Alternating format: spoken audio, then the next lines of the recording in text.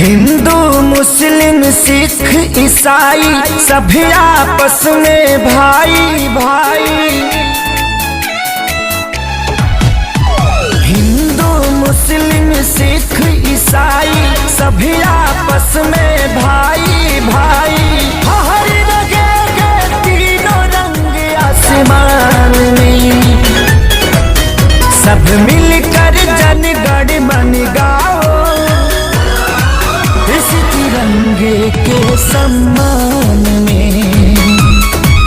सब मिलकर जनगण मन गाओ इस तिरंगे के सम्मान में। वंदे मातरम, वंदे मातरम, वंदे मातरम, वंदे मातरम।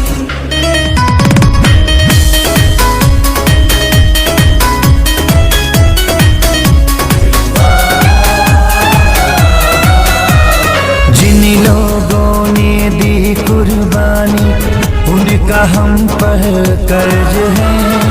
आजादी को कायम रखना हम सभी का फर्ज है।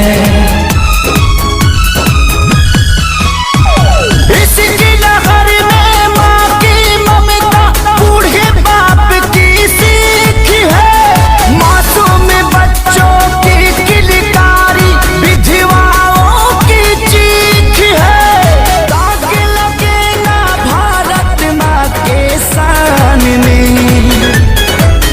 सब मिलकर जनगण मन गावो इस तिरंगे के सम्मान में।